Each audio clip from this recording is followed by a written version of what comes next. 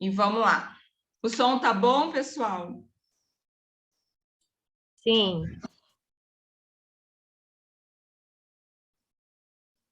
Vou aumentar um pouquinho para o retorno. Aí.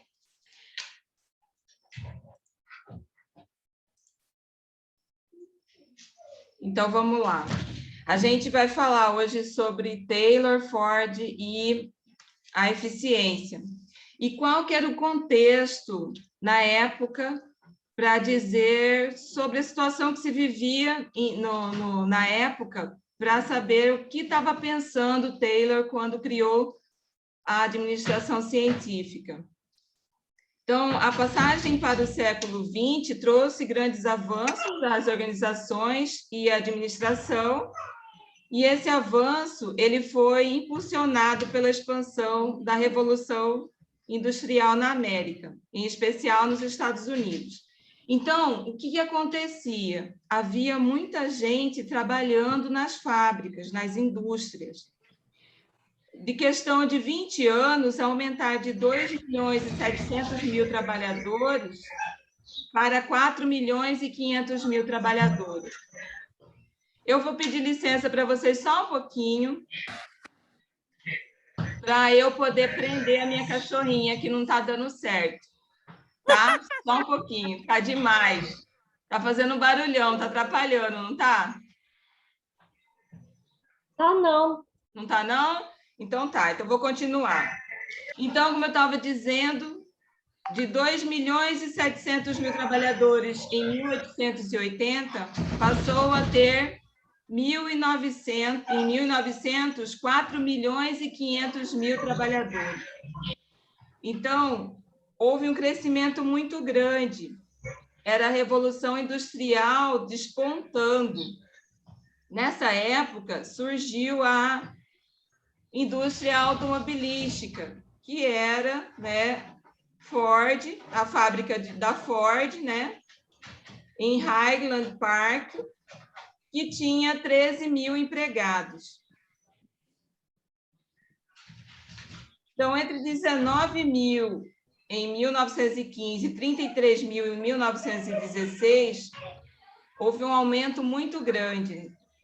E a fábrica era mais ou menos assim como eu vou mostrar para vocês, e nessa época que Taylor surgiu com o seu pensamento, né, para criando a administração científica. Essa era a fábrica da Ford. Em 1924, era a maior fábrica do mundo. Percebam a quantidade de carros e a quantidade de funcionários. Era a maior fábrica do mundo. Vou pedir para tirar o som que eu estou... Coloquem no mudo, que eu estou ouvindo. Obrigado.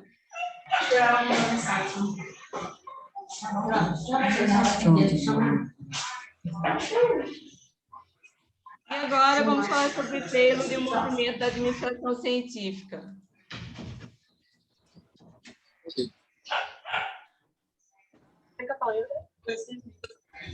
Não.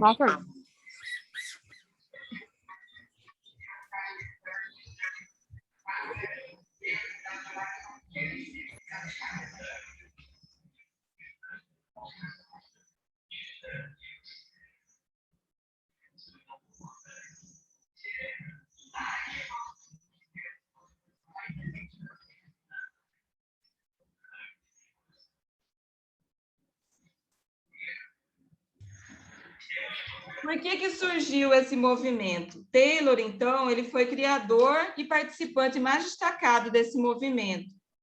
E o objetivo dele era o aumento da eficiência.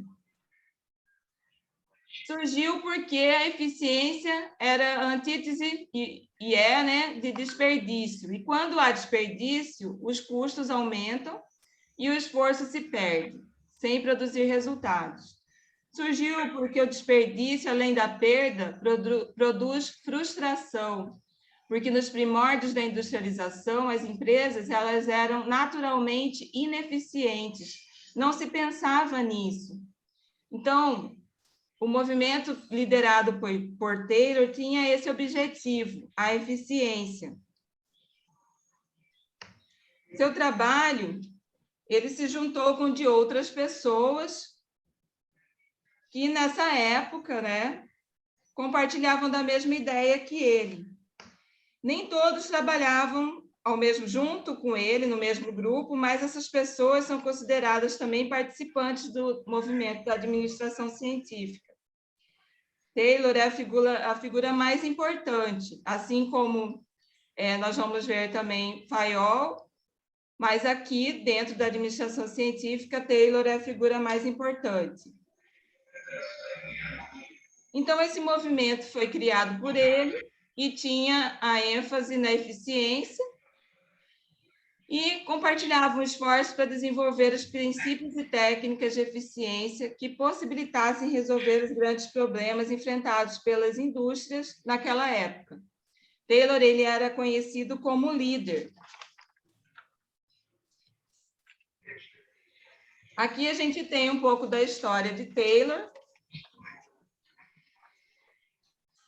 que conta que ele era de uma família próspera, que ele entrou em Harvard com distinção para estudar direito, abandonou o curso porque ele perdeu a visão, teve problemas de visão. Então, ele se tornou seu operário, aprendiz, por opção, na metalúrgica, e depois ele fez carreira, chegando a engenheiro-chefe da produção. Só depois disso que ele foi estudar para obter engenharia para obter o diploma.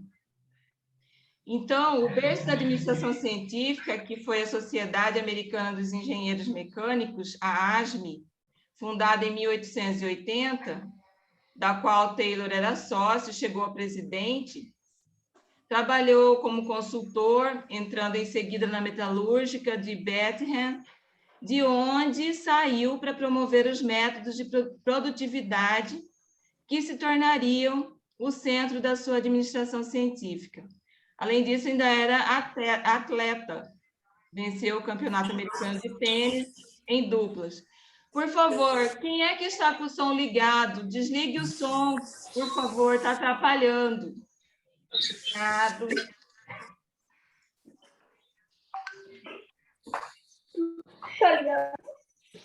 Dá para tirar o som? Sei lá. Vamos ver aqui quem é com o som ligado.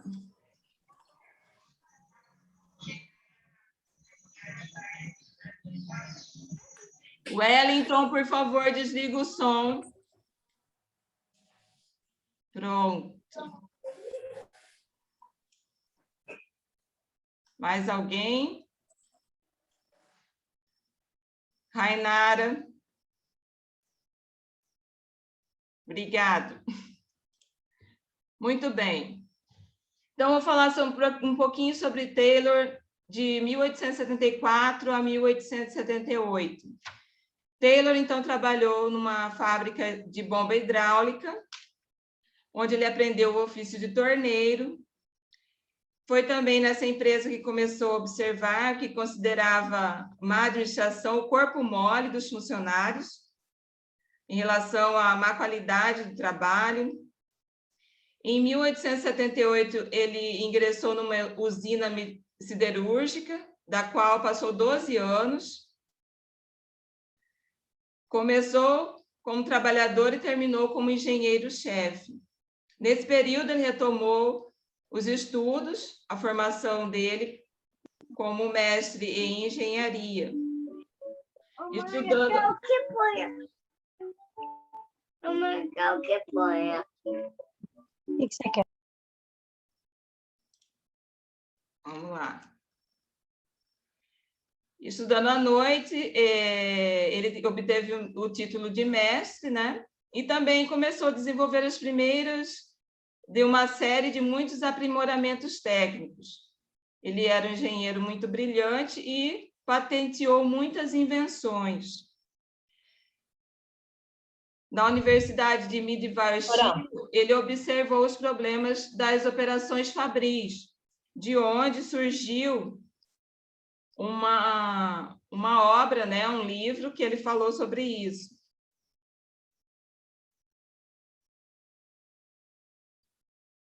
Ao longo da carreira, ele procurou, né, Professora, resolver... Oi? o pessoal está reclamando que não estão conseguindo ouvir a senhora. Não estão me ouvindo? O pessoal está tudo no chat aqui e no WhatsApp.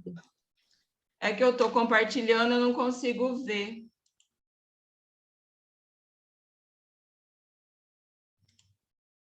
Está no máximo o volume aqui para mim. Eu vou Eu estou tentar ouvindo colocar bem. o... Oi? Eu estou ouvindo bem. Então, colocando o fone, ele não, o meu fone ele não funciona no Zoom.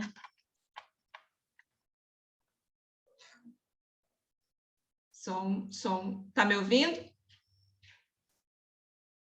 Melhorou?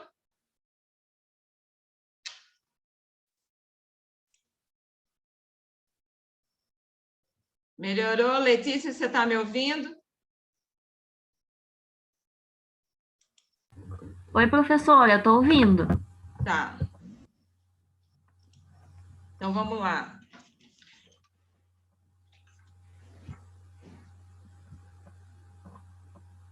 Alguns problemas que Taylor encontrou na época são encontrados até hoje. Por exemplo, a administração não tinha noção clara da divisão de sua responsabilidade com o trabalhador, não havia incentivos para melhorar o desempenho do trabalhador, muitos trabalhadores não cumpriam suas responsabilidades, as decisões dos administradores elas eram baseadas na intuição e no palpite, não havia integração entre os departamentos da empresa, os trabalhadores eles eram colocados em tarefa as quais não tinham aptidão nenhuma, os gerentes ignoravam que a excelência no desempenho significaria recompensa tanto para ele como para a mão de obra.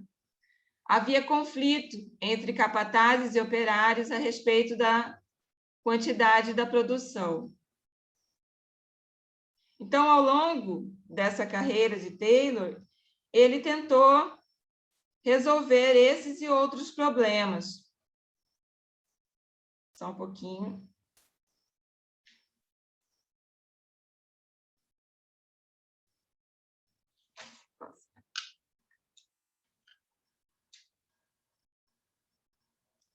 Está voltando o slide. Então, ele tentou resolver esse e outros problemas, né? Para poder buscar a eficiência dentro das empresas.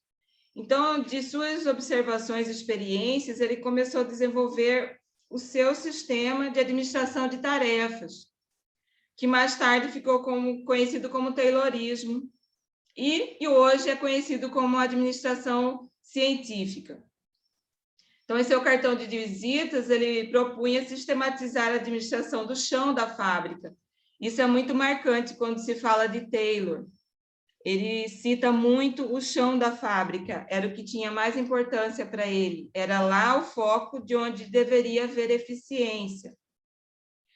Em 1893, ele foi contratado para trabalhar numa siderúrgica exclusivamente, na qual ele desenvolveu suas ideias a respeito da administração científica.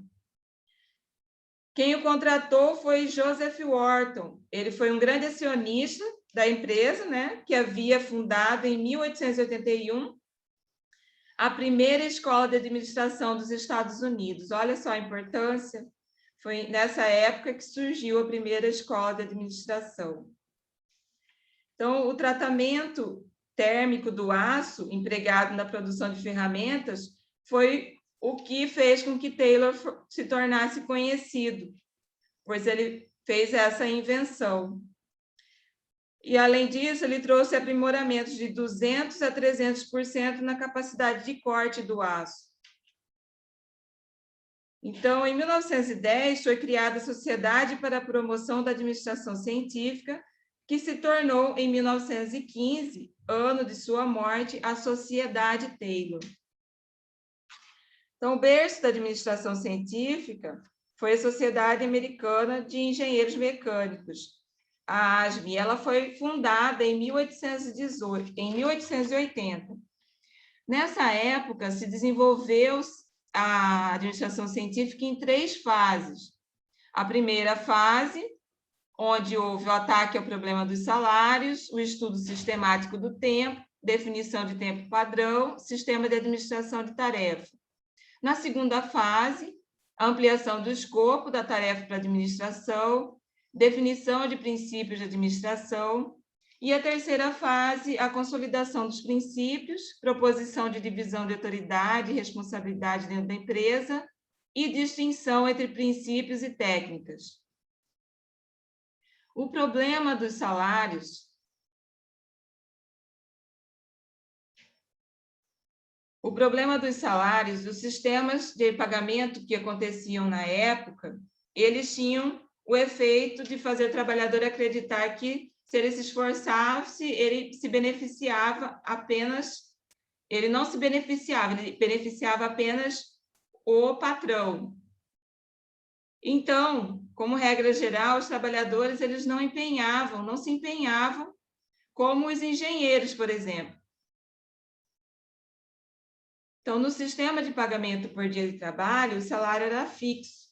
E os trabalhadores eles não viam nenhuma vantagem em produzir, além do que eles próprios achavam adequado. No sistema de pagamento por peça produzida, quando a produção aumentava muito, o administrador diminuía o valor pago por peça. E assim, os trabalhadores, sabendo o que esperar, mantinham a produção no nível propositadamente baixo. Até os sindicatos estabeleciam limites para os salários dos trabalhadores. Então, para evitar que eles se prejudicassem. Então, para resolver esse problema do desinteresse e que esses dois sistemas de pagamento induziam, já na época falava-se na possibilidade de participação do empregado no lucro da empresa.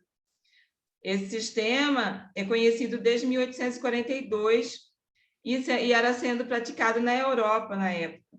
Só que eles sabiam e reconheciam que esse sistema ele tinha imperfeição, uma vez que havia flutuação no lucro, beneficiando apenas a empresa, prejudicando os empregados.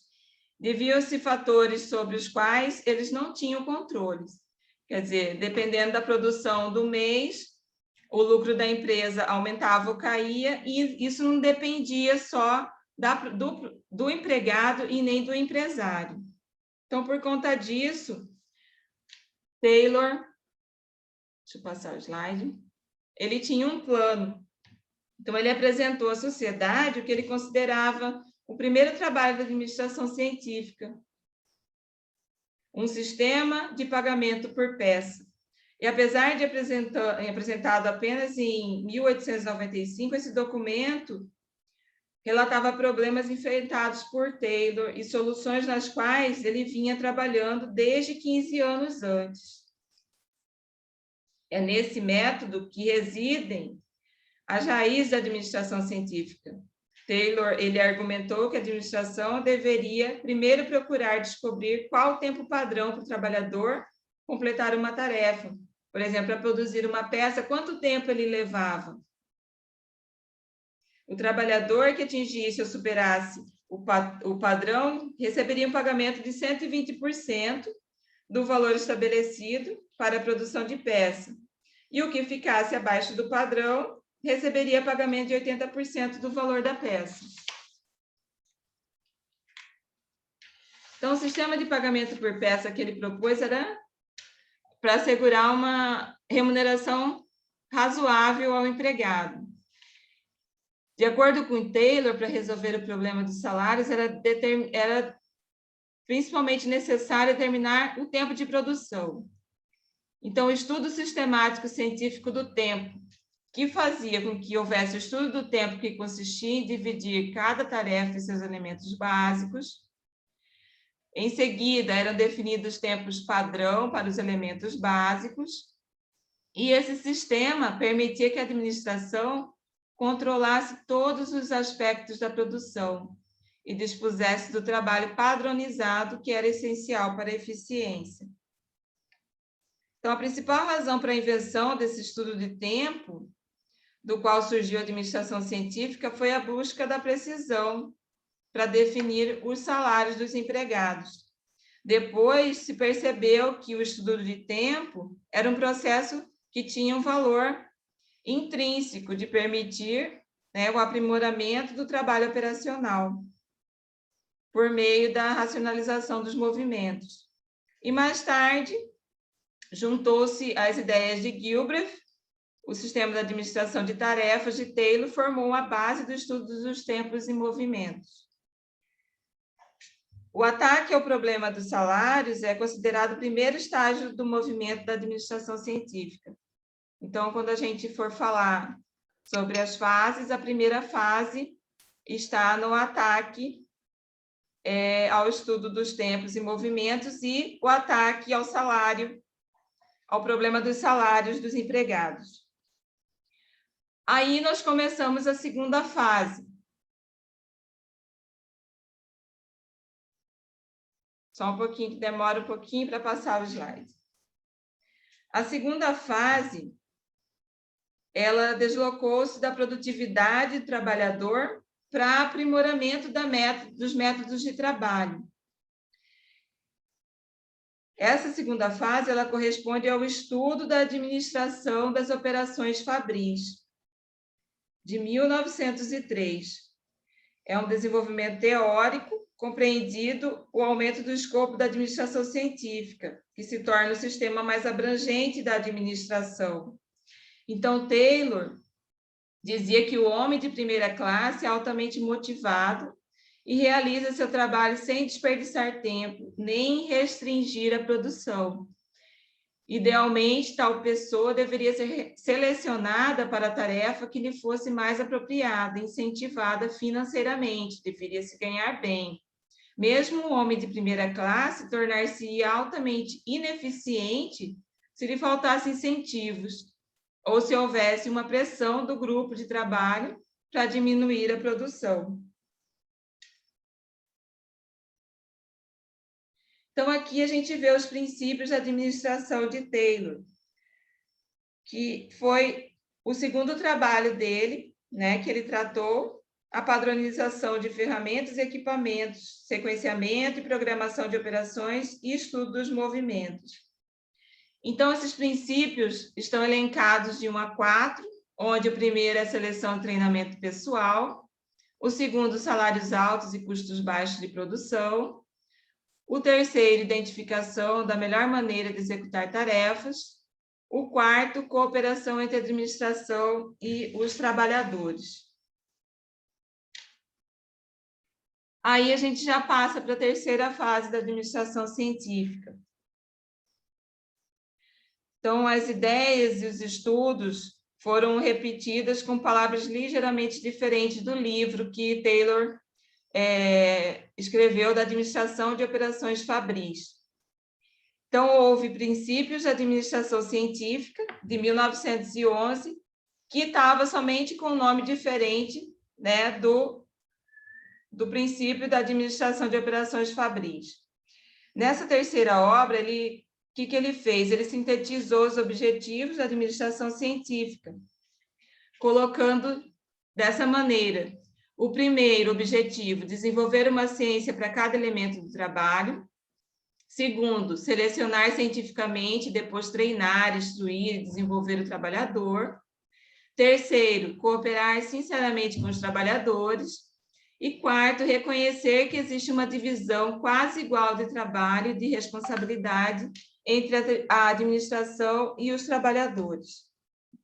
Então, Taylor ele acreditava no incentivo para o trabalhador individual.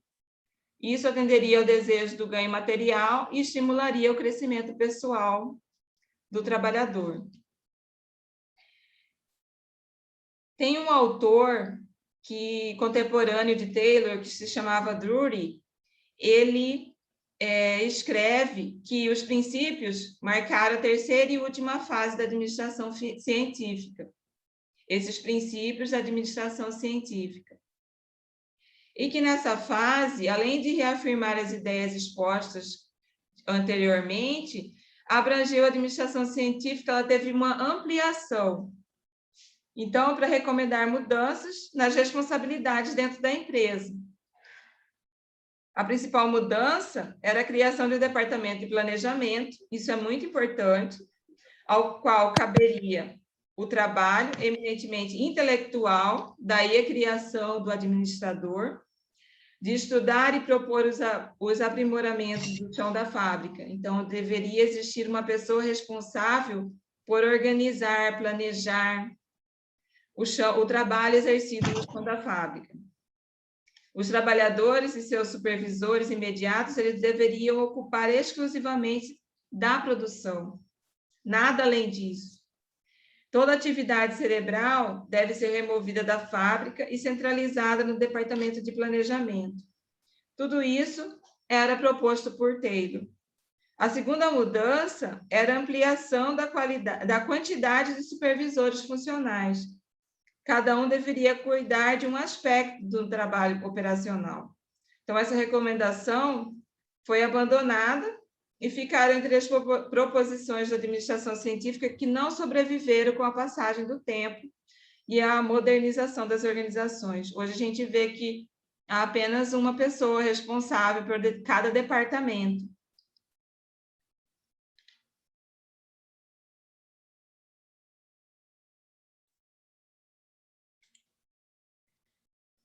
Taylor fez uma distinção entre a filosofia e os mecanismos da administração científica.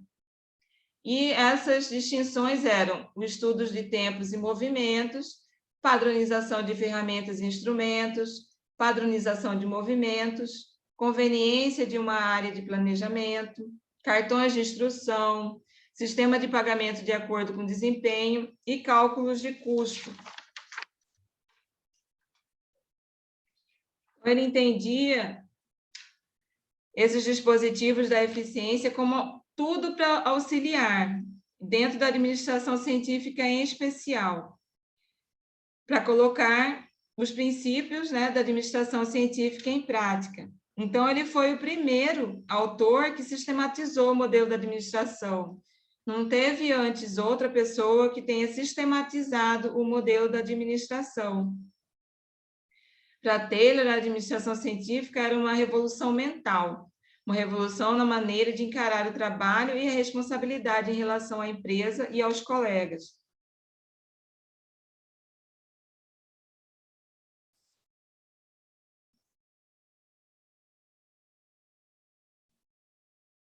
Então, um exemplo do método de Taylor foi a experiência na qual demonstrou que a produtividade mais elevada resulta da minimização do esforço muscular.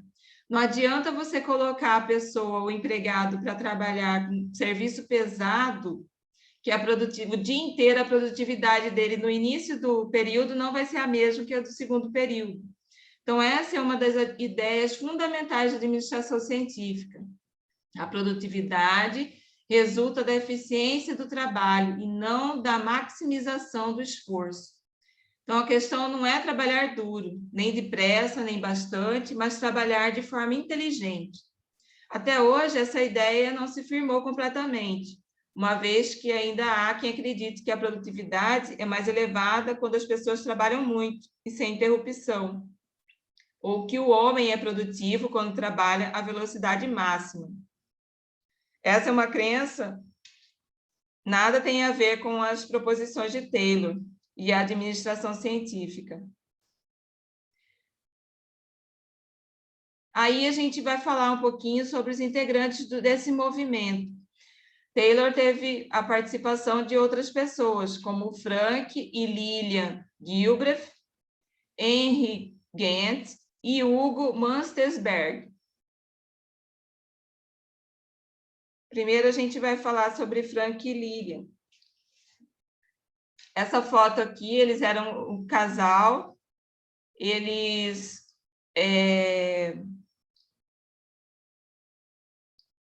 tornaram-se uma das grandes equipes de marido e mulher da história da ciência da engenharia.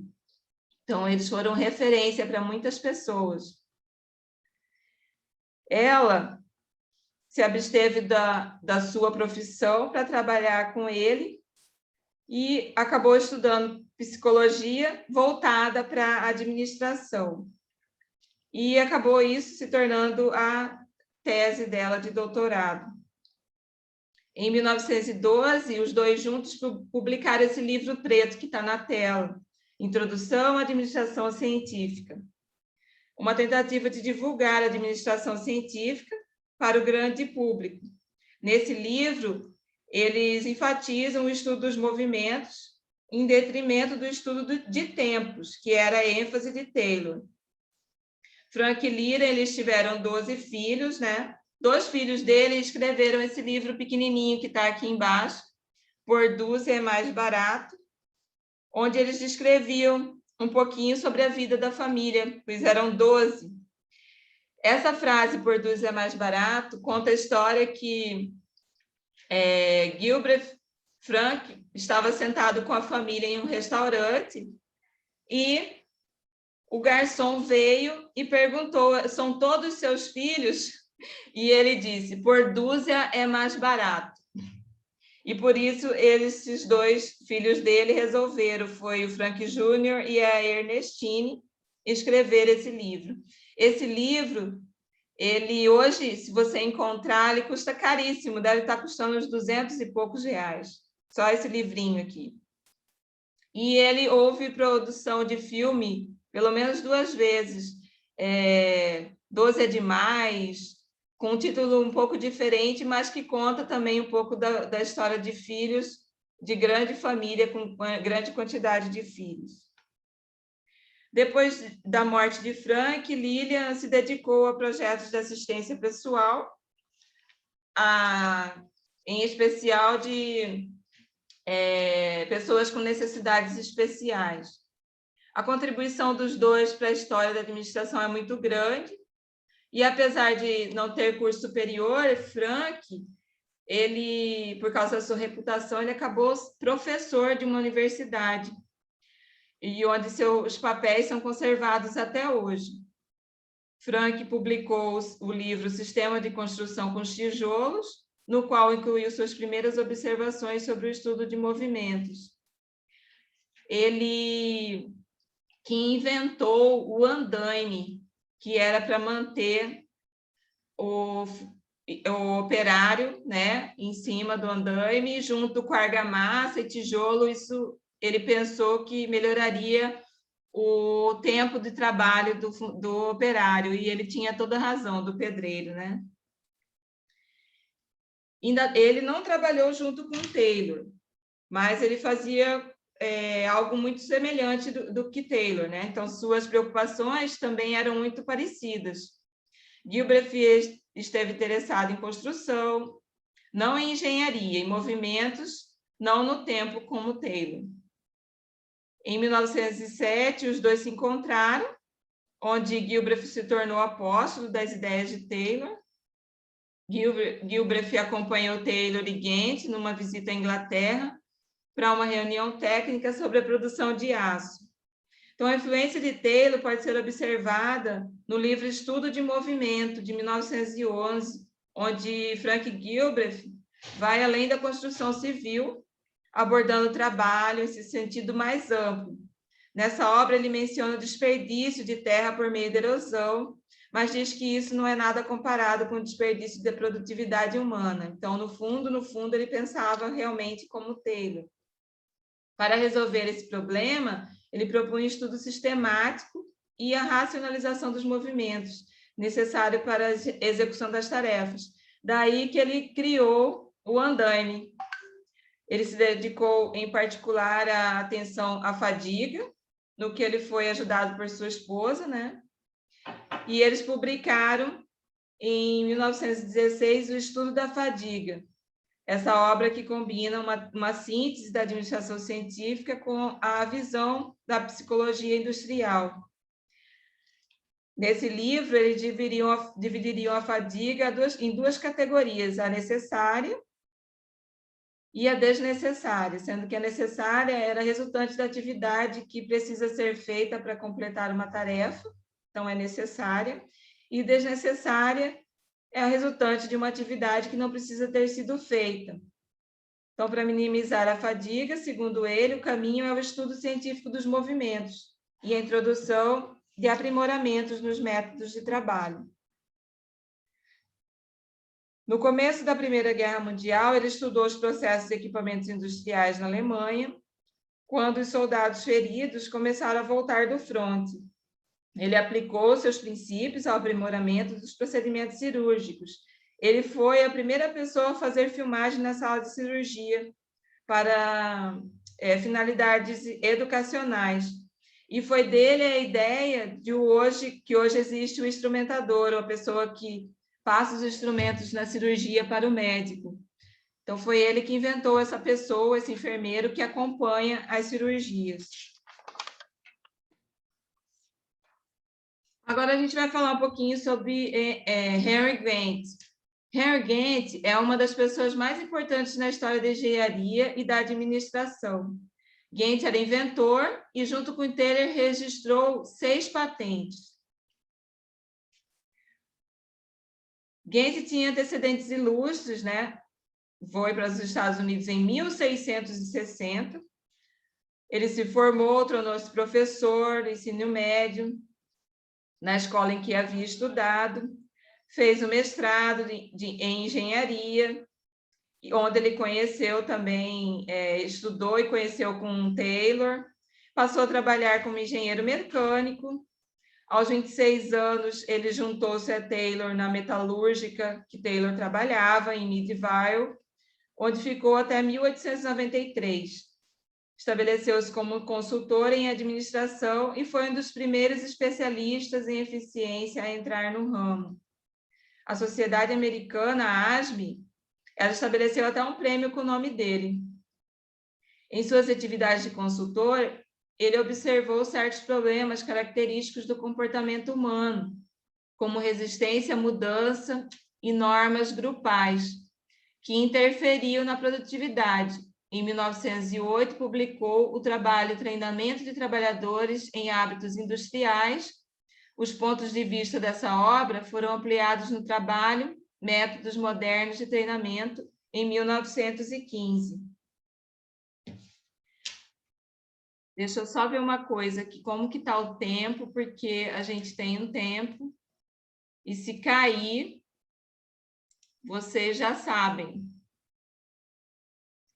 Foi porque deu os 40 minutos que a gente tem, ok? Por isso que o meu vídeo, que estava gravado, eu não consegui enviar porque deu 1h10 de gravação. Então, vamos voltar aqui. Em 1917, Gantt, nos Estados Unidos, foi trabalhar para o governo na coordenação da produção da munição, né, na Primeira Guerra Mundial. Ele trabalhou nas fábricas privadas e arsenais militares. Trabalhou e coordenou a construção de 533 navios em 1918. Foi uma marca impressionante e que demonstrou a sua capacidade industrial. Ao final da guerra, os americanos tinham 341 estaleiros com 350 mil trabalhadores, que haviam construído 1.300 navios em 18 meses. Nessa época, Gantt desenvolveu totalmente o gráfico que leva seu nome, usando-o para coordenar o trabalho das diversas fábricas e departamentos envolvidos no esforço de guerra. Esse gráfico de Gantt, que depois foi publicado, o gráfico de Gantt, uma ferramenta da administração, por Wallace Clark, ele é hoje o que a gente trabalha, o software de gestor de projetos, o MS Project. Nos últimos anos da sua vida, Gantt expandiu os seus conhecimentos para a tentativa de compreender e influenciar a dinâmica da sociedade industrial.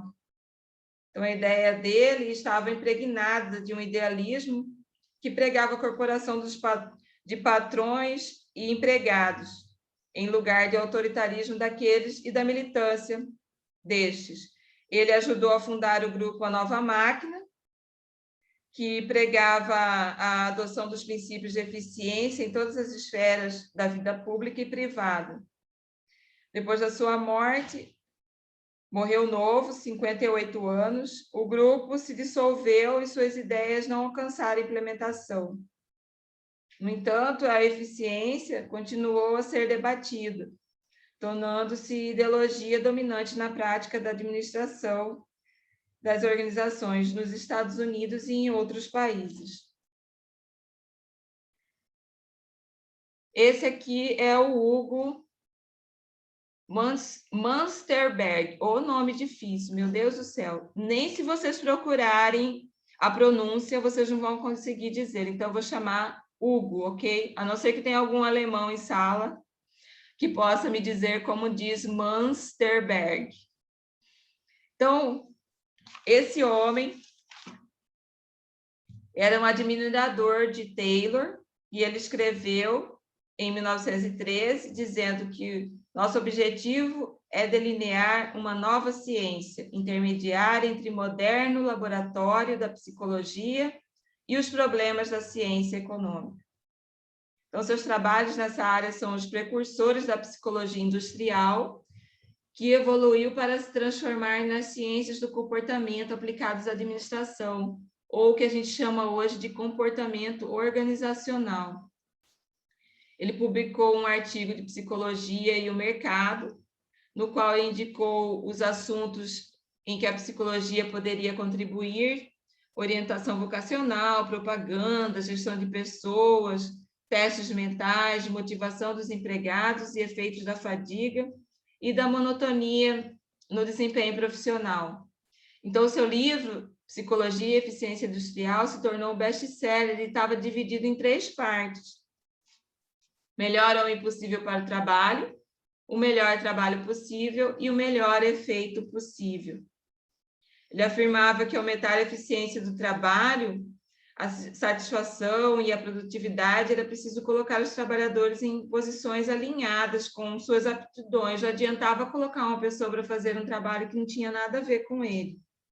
Então, para isso, ele desenvolveu testes mentais e simulações de situações de trabalho, para testar os conhecimentos e as habilidades e aptidões dos candidatos a emprego. Hoje a gente ainda passa por algumas seleções de trabalho que foram criadas pelo Hugo. Alguns testes de grandes empresas são todas relacionadas à parte psicológica, que foi diagnosticada, vamos dizer assim, por ele.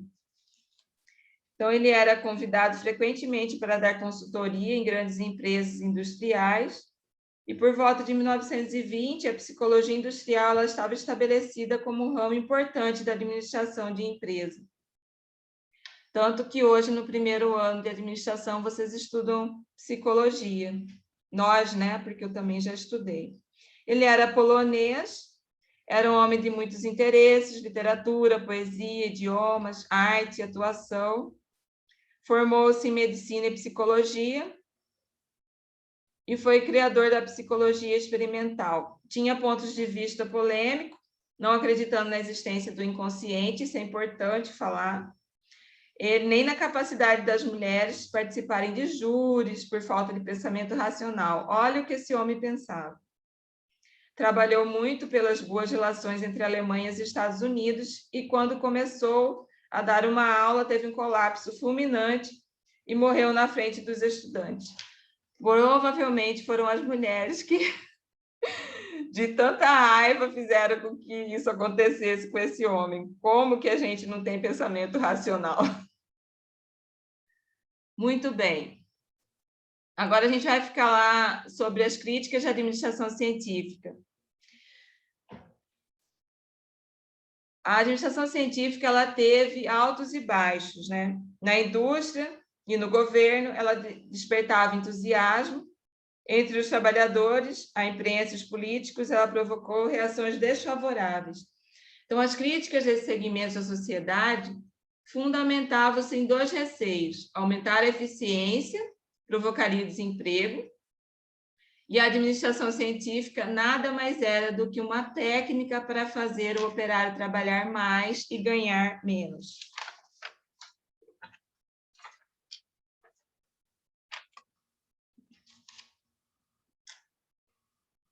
Como o nosso tempo é curto, eu vou passar rapidão por esses últimos tópicos, ok? porque senão vai acabar caindo e eu não vou conseguir terminar. Cabe a vocês pegar o texto e dar uma lida. A expansão do movimento. Então, apesar das críticas, porque nesse tempo em que surgiram as críticas, houve charlatães, pessoas de má índole que acabaram, pessoas sem qualificação, que acabaram denegrindo a imagem da administração científica, ao ponto de Taylor ter que ir fazer um depoimento no Congresso americano a respeito da administração científica. Eles queriam, por fim, pôr a administração científica em xeque. Depois disso, houve uma expansão desse movimento. Apesar de todas as críticas e os desvios que fizeram, a administração havia chegado para ficar, não teve jeito, porque as aplicações dela iam muito além do simples redesenho dos postos de trabalho.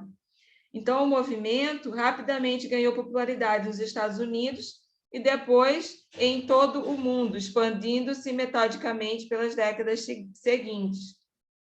Em muitos outros países, as ideias de Taylor, elas despertavam grande interesse e motivaram a criação de organização para estudar e divulgar, bem como iniciativas similares. Tudo isso para poder expandir o movimento da administração científica. Então, nada mais atual do que o combate ao desperdício ou eficiência. Na verdade, Taylor e Ford criaram um movimento que nunca mais deixou de evoluir. Com outros nomes e métodos, os princípios de Taylor sobrevivem e desfrutam de eterna juventude.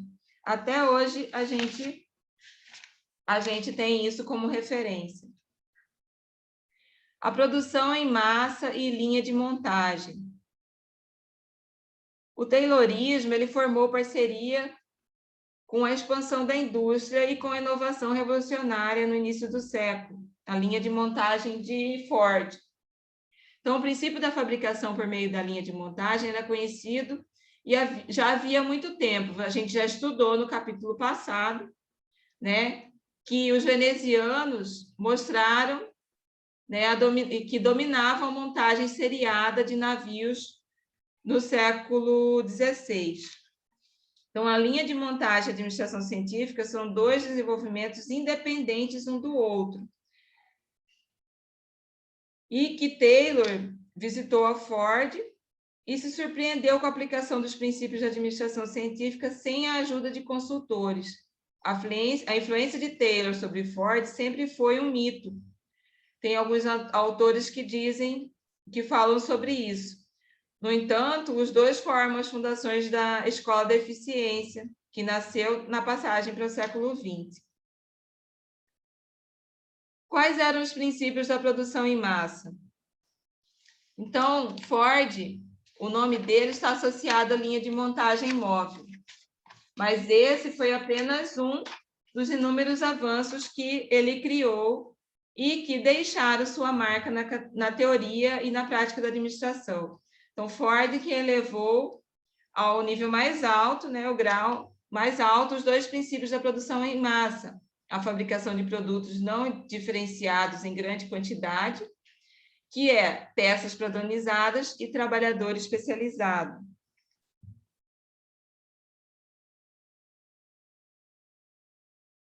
Aqui está Ford e os seus princípios, trabalhador especializado e peças e componentes padronizados intercambiais. Na produção, ele dizia que as peças deveriam ser produzidas para chegar ao alcance final padronizadamente. Então, ele passou a utilizar o mesmo sistema de calibragem para todas as peças em todo o processo de manufatura. Esse princípio deu origem ao controle de qualidade, e o objetivo era assegurar a uniformidade das peças. Quando ele fala do trabalhador especializado, ele diz que na produção o produto é dividido em partes e o processo de fabricá-lo era dividido em etapas. Então, cada etapa do processo produtivo correspondia à montagem de uma parte do produto.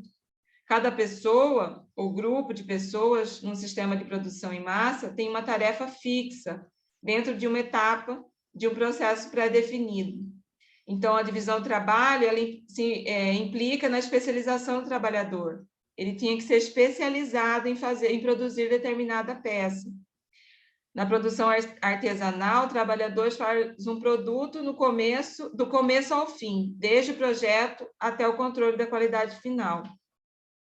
Então, na produção em massa, as qualificações do trabalhador elas se resumem ao conhecimento necessário para a execução de uma tarefa.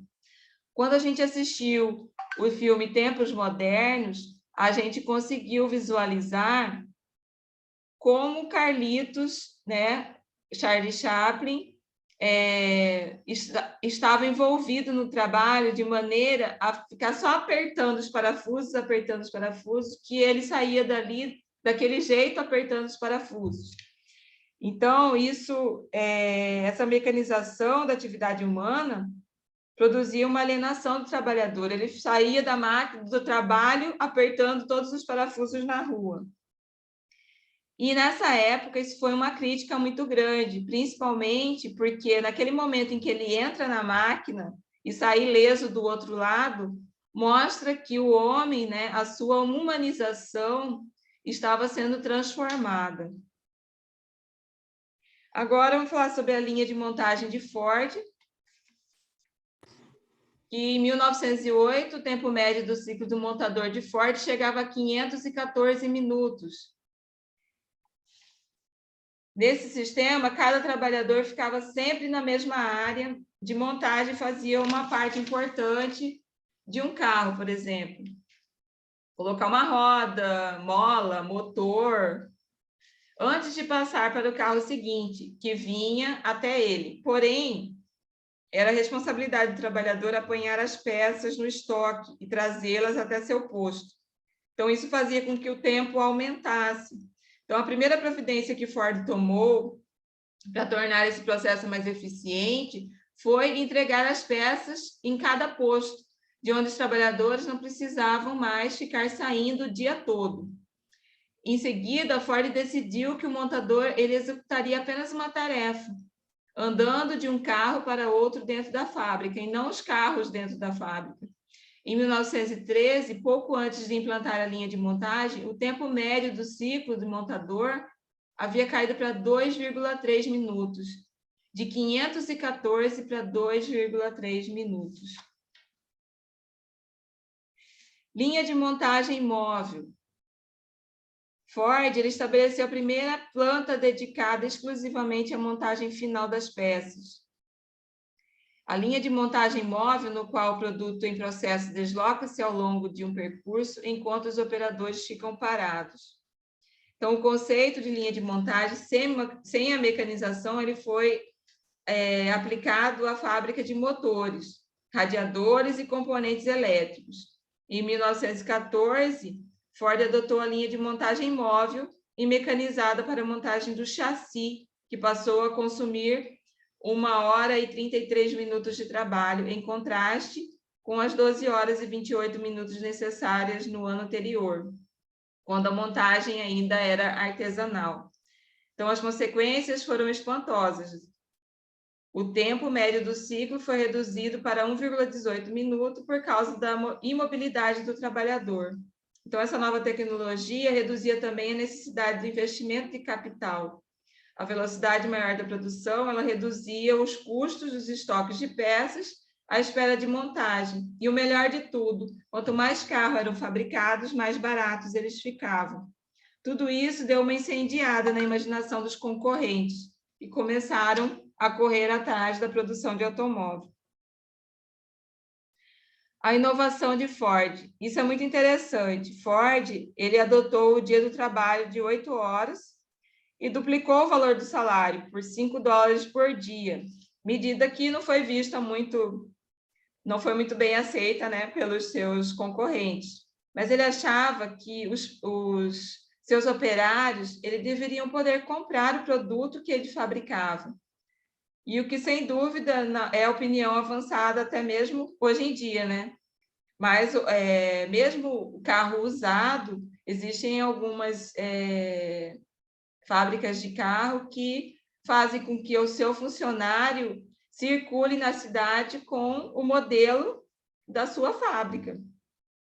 Então, com a mentalidade orientada para o mercado, Ford imaginava que seu cliente médio era o fazendeiro, que tinha uma caixa de ferramentas e sabia manejá-la. O manual do proprietário do Ford no modelo T, que é esse que está na tela, lançado em 1908, já em formato de perguntas e respostas, explicava em 64 páginas como usar ferramentas simples para resolver os 140 prováveis problemas que o carro poderia ter. A expansão do modelo Ford. Então, junto com o trabalhador especializado, que se tornou o principal elemento da linha de montagem, surgiram as novas ocupações, como o engenheiro industrial, que assumiu o planejamento e o controle da montagem, o engenheiro de produção, que ficou com o planejamento e o processo de fabricação, os faxineiros, que limpavam a fábrica, os departamentos da fábrica, os técnicos que circulavam para calibrar e reparar as ferramentas. Outros especialistas também controlavam a qualidade, supervisores. No final da linha havia os reparadores, que tinham muitas habilidades de artesão, né? E o trabalhador especializado, mas sem grandes qualificações. Então, estava bem setorizado, bem dividido o trabalho, bem separado. As vantagens competitivas desse modelo impulsionaram a Ford para a primeira posição na indústria automobilística mundial, virtualmente eliminando as empresas artesanais, com exceção de algumas poucas, que se mantiveram no mercado de alto luxo. Em 23, foram produzidas 2,1 milhões de unidades de modelo T. Em 26, Ford montava automóveis em 19 países, além dos Estados Unidos. Em 1915, já era o principal fabricante na Inglaterra. Nesse país, na Alemanha e na França, tinha fábricas completamente integradas, não apenas montadoras, como no começo dos anos 30. Até o final de sua vida, foram produzidas 17 milhões de unidades do modelo T. Então, pessoal, aqui a expansão. Oh, meu Deus. Ford e o terceiro milênio. Então, o trabalho agora é todo feito por robôs, no lugar de operários, sem problemas de greve, produtividade, fadiga, conflitos com a administração, sem chefes, muito mais eficiente, muito menos dispendioso, desperdício virtualmente inexistente. Mas o principal de tudo, de dizer que tudo hoje, por exemplo, se a gente vai numa McDonald's, como em Campo Grande, a gente frequenta a McDonald's, ou aqui, vamos dizer, de uma maneira bem simplória, ali naquela lanchonete de lanche eu esqueci o nome dela agora, onde se come o lanche, você escolhe os ingredientes do lanche. Tudo isso foi resultado de um trabalho realizado lá desde a criação da administração científica. O fast food, ou linha de montagem, né, que existe na produção do alimento, por exemplo, desde a hora que você encosta no balcão, até a hora que você vai fazer pagamento, aí quando você olha para dentro, a produção dos sanduíches, tudo é padronizado. Movimenta-se muito pouco para preparar a comida e colocá-la no balcão. Então, o sistema é desde a fila do cliente, né, até a produção, né, do alimento. Então, Taylor e Ford, eles iriam se sentir muito à vontade se hoje eles estivessem vivendo o terceiro milênio, né? Suas ideias, eles iam ver que as suas ideias foram triunfantes. Muito bem, vou interromper aqui. Estou vendo que tem um monte de gente dizendo que não consegue me ouvir. Está muito baixo o volume, mas vai ficar gravado. Depois vocês aumentam o volume, está gravado e vocês podem assistir. Ok? Vocês têm alguma pergunta a fazer com relação a esse tema? Ao estudo de caso?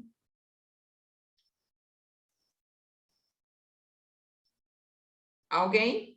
Tem alguém vivo aí? Tem, professora.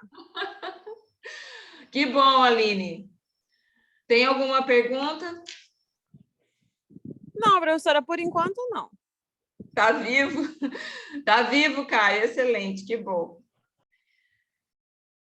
Então, era isso. Eu acho que o tempo foi suficiente. Eu estava super preocupada com cair, a gente não conseguir concluir. Era isso que eu tinha para passar sobre Taylor, Ford e a eficiência. É uma matéria muito gostosa. Eu gostaria muito que vocês lessem o texto para poder, não só o áudio, mas também o visual trabalhar. Vocês sabem que vocês precisam ativar tudo isso para que possa ser registrado aí em vocês as informações. Então, é o visual, o auditivo, né? Precisa trabalhar junto para que vocês registrem pelo menos alguma coisa aí. Com relação à atividade, o prazo é até amanhã, meia-noite, ok? Amanhã é feriado.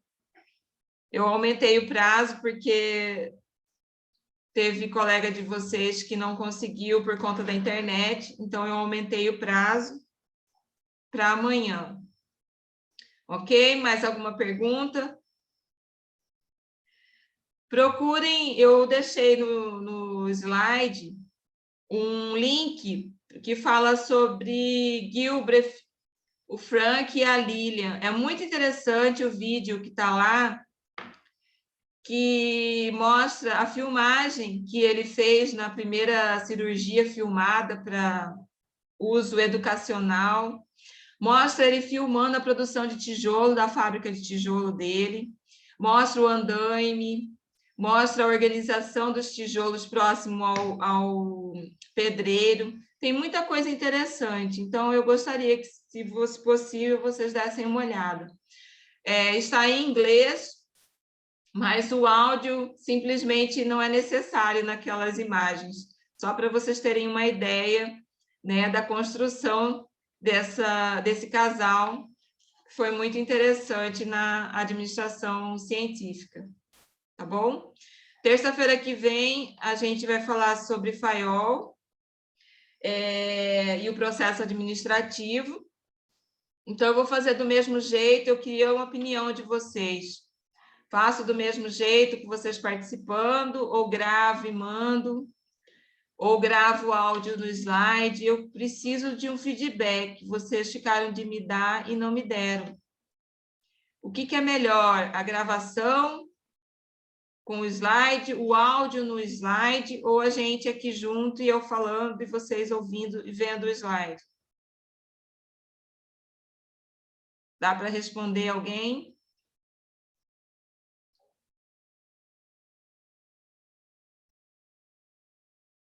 A gente aqui junto, Aline?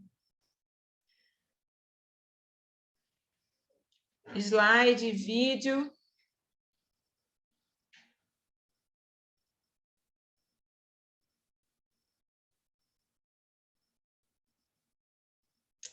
Realmente, depende da internet. Mas mesmo assim, eu vou fazer da mesma maneira que eu fiz agora, tá bom? Porque aí fica gravado. Aí eu lanço lá. Aí depois, se vocês quiserem rever, ok? Então, vamos terminar por aqui. Um beijo. Fiquem com Deus, se cuidem, tá bom? E a gente se vê, se encontrar comigo na rua, por favor, ô professora, diga que é aluno, tá bom? Só para eu reconhecer o rostinho, ok? Um abraço, boa noite, fiquem com Deus, tá bom? Tchau. Bom feriado.